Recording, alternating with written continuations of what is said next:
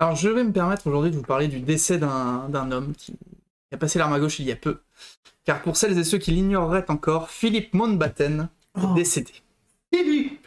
Le prince Philippe, comme on l'appelle. On parle bien de l'époux de la reine Elisabeth II. Ta tête est tellement surexposée, tu te fonds dans le décor. Ninja de la lumière. Et oui. Eh oui.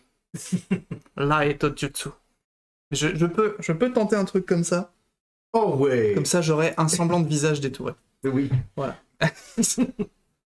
Oui, vous pourrez dire, le mec de droite a une chaussette sur la tête. La reine est célibataire, donc, effectivement. Exactement. Oh, moi Ça qui fait cherchais une vieille dame riche. Ouais. Ben voilà. Donc- Déjà Macron sur le coup. Donc...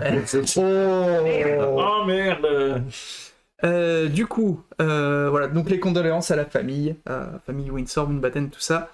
Avant que les gens du chat le disent, non, ce n'était pas le prince consort, contrairement à ce qu'on fait croire dans les médias, parce qu'il n'a jamais reçu ce titre officiellement. Je tiens à le préciser. Donc voilà, c'était pas le cas. Alors, c'est quoi un prince consort? Alors le prince consort, c'est normalement l'époux de la reine, mais dans certains cas, il faut qu'il reçoive ce titre. C'est un titre qu'on va créer spécialement pour l'époux de la reine, mais lui ne l'a pas reçu officiellement. Donc il a été prince du Danemark, puis prince du Danemark et prince de Grèce, pardon, et il a renoncé à ses titres, et même à son propre nom de famille, pour devenir prince du Royaume-Uni de Grande-Bretagne, prince d'Irlande du Nord, et aussi duc d'Édimbourg, et aussi amiral de la Royal Navy, Marshal of the Royal Air Force et maréchal britannique. Ça le fait. Voilà, ce sont des titres honorifiques, hein, mais il n'a jamais été officiellement prince consort. Et puis, d'ailleurs, c'est pas parce que tu couches avec un médecin que t'as un doctorat, non? Oui. Merde. Bon, sinon, c'était pas le mauvais bougre, hein, ce mec. Hein. Il a connu la guerre, malheureusement, comme presque toutes les personnes de sa génération. Comme il venait de la haute, il a été plutôt bien loti au niveau des positions, mais cela dit, il faisait bien le boulot. Hein. Il a même été au cœur des batailles, et il s'en est tiré avec panache. Oui. Parce que, alors que le bateau où il était second était sous le feu ennemi, il a réussi à faire lancer un radeau avec des fumigènes, et ça a suffisamment distrait les bombardiers pour permettre au navire de s'échapper en passant inaperçu. Pas mal. Pas mal, Bien, Fifi. en plus, il a même des bons moves. Oui, voilà, non, il a des bons moves. On sent un peu le mec qui te trouve un plan B avec pas grand-chose, un peu MacGyver, plutôt stylé. Voilà. Ouais, stylé. Donc par la suite, il est devenu anglais. Première erreur. Moins stylé. Première erreur. Il a épousé Elisabeth II. Deuxième erreur. Et il a accepté que Matt Smith joue son rôle dans The Crown. Troisième erreur, batteur éliminé. Bref, c'était quand même le bon gars. Il a bien vécu. Il est mort de sa belle mort à presque 100 ans. Et sa famille le pleure, et c'est bien normal. Puisse cet homme que je n'ai jamais connu reposer en paix, et sa famille faire le deuil de cette terrible perte. Je me permets cependant la petite question gênante. Pourquoi est-ce que le monde entier vient chialer en parlant de ce mec?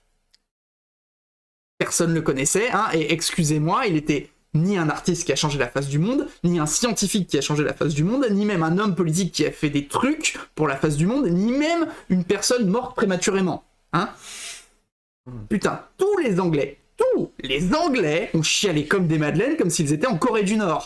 Alors que merde, au moins Kim Jong-un, il est censé avoir sauvé le pays du capitalisme au moins 20 fois, guéri la ch'touille par apposition des mains, alors que Fifi, sa plus grosse décision politique, c'est de signer un PV de l'Assemblée Générale d'une association équestre. Parce que oui, Fifi, il aimait bien le canasson. Et il a fait des trucs bien pour le sport équestre au Royaume-Uni. Et même dans certains pays du Commonwealth. Oh. Et ça, c'est plutôt très cool. Je suis sûr qu'un certain Thomas Vernet, le mec qui passe souvent sur Equidia, il validerait le truc. C'est vrai.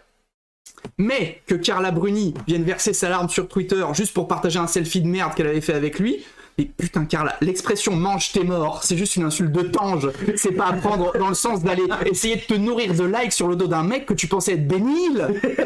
Non Carla, ton album ne se vendra pas plus auprès des fans de la série The Crown. La famille royale d'Angleterre avait quand même l'habitude de nous casser les couilles dans les grandes largeurs sur les tabloïds. Hein. Lady Di engage la partie, s'élance et finit sur le poteau, puis Kate et William prennent leur lait, mariage plus bébé plus Pippa Middleton, et puis les nouvelles stars Meghan et Harry. Ils ont décliné le truc mieux que chez Marvel. Hein. Meghan et Harry se marient, Meghan et Harry s'en vont, Meghan et Harry versus Oprah, les Windsor sont racistes. Ils ont pas eu le temps de sortir le préquel où Meghan découvre que son Jules se déguisait en nazi pour Halloween, hein, c'est dommage. Mais bon, pas le temps parce que Fifi, eh ben, il a soudainement cané d'après le Sun. Oui, d'après le Sun, il a soudainement mouru. Hein. Il avait quand même presque 100 ans, 99 ans, 100 ans dans 2 mois, mais il est mort subitement. Subitement. Ouais. Et quand il était revenu de sa dernière hospitalisation, il ressemblait quand même beaucoup à une escalope de poulet décongelée, recongelée et redécongelée. Sans déconner, si vous voyez sa gueule, on se serait cru dans Walking Dead. Alors pourquoi tant de larmes et tant de liesses pour cet homme choisi au hasard le plus total, alors que le 9 avril, il est mort le 9 avril, Blaise Matuidi, champion du monde de football, a fêté son anniversaire dans le plus grand silence médiatique que la France ait connu d'ailleurs, plus grand silence médiatique que la France ait connu depuis la libération de Patrick Balkany pour raison de santé en février 2020. Ça, personne n'en a parlé. Ça, personne n'en a parlé. Voilà. Mais le 9 avril, c'était aussi un jour très important pour le badminton international. Et ça, vous l'ignoriez, je parie. Hein ? Et oui, le 9 avril, c'était aussi la date d'anniversaire de Gillian Gowers, Tony Gunalwan, Peter Gabriel Manaillé, Monica Faznugova et Brice Leverdez. Ah oui, ça vous en bouche un coin, hein. Plutôt. Bon, ces gens-là, moi je les connais pas personnellement, mais ces gens, ils ont sûrement fait rêver des milliers de fans du jeu aux longues raquettes, là. Et ils sont tous nés le 9 avril. Et personne n'en parle. C'est fou. Je veux dire, s'il y avait une jeune pigiste qui voulait sortir un petit article là-dessus, histoire de faire ses preuves sur un sujet amusant, que personne ne connaît, mais qui ferait plaisir à tous les joueurs de badminton, eh ben non, tu oublies, ma grande, tu fais un papier sur la mort de Fifi, ou alors tu retournes en stage chez Pierre Ménez. Et puis merde, hein, c'est pas comme si on en manquait des gens morts ce 9 avril. Je veux dire, entre la faim, les massacres en Asie du Sud-Est et le Covid, il y avait du monde. Hein, voilà. Ouais. Peut-être même qu'il y avait dans le tas un ou une future prix Nobel qui est mort dans la discrétion la plus totale et dans la plus grande indifférence. Mais comme Fifi, il était noble, c'est visiblement normal que ça occulte tout, hein. Sauf, bien entendu, les dîners de Pierre-Jean Chalençon, hein, comme quoi le mouchoir rouge du puissant qui meurt, ça ne détourne pas toujours l'attention d'absolument tout, hein. Bon, alors, je résume. Celles et ceux qui peuvent fleurer dignement le Fifi, et pas comme des gros chialeurs profiteurs, c'est la MIFA, les poteaux, les anciens collègues de taf, les voisins, à la rigueur, les gens qui font du canasson, et les habitants de l'île de Tana. Et le reste, arrêtez la liesse devant ce prince de papier. Je suis sûr que même Fifi, ça le gênerait.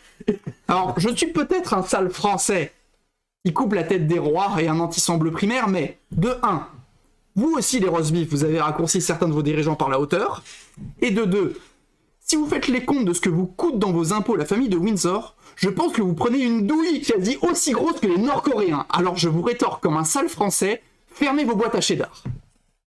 Et d'ailleurs, toujours comme un sale français, je vais me permettre de me la jouer de Gaulle. Il me semble que dans le chat, on m'a posé une question sur l'île de Tana que j'ai citée précédemment. Eh bien, je vais me permettre d'y répondre. Alors sachez que notre cher prince Philippe est l'objet d'un culte étrange où il est vénéré par certains autochtones de l'île de Tana. Pour cette religion qui s'appelle le culte du prince Philippe. Religion ou simple culte, libre à vous d'en débattre. Alors Fifi est là-bas considéré comme un habitant de Tana déguisé en blanc. Et la reine d'Angleterre, Elisabeth II à l'époque, cherchant à prendre époux, avait organisé une sorte de kermesse battle royale, et Fifi l'aurait séduit à ce moment-là, en ayant vaincu tous ses adversaires grâce à ses pouvoirs magiques. Ah là oui. Je veux dire, quand Fifi c'est un mec de ton village déguisé en blanc, qui se tape la reine du plus grand empire colonial que le monde ait connu, et qui tire des lasers par les yeux, et qui passe l'arme à gauche après t'avoir envoyé des petits panthères et des photos dédicacées, ce qui est vrai, voilà. Alors là, oui, même si tu l'as jamais vu de ta vie, le Fifi, c'est normal que tu sois touché par sa disparition. Mais quand t'es marié avec Sarkozy, et que ton dernier album porte ton propre nom, et que t'essayes de faire preuve d'un tout petit peu plus de décence, s'il te plaît. Alors Fifi, je finirai là-dessus, je ne te connaissais pas. J'espère que ta famille s'en remettra. Et si depuis l'au-delà, tu peux tirer des lasers avec tes yeux, vise surtout les cons qui veulent se payer un instant de gloire ou d'audimat sur ton cercueil. Fifi repose en paix. Oh, bravo.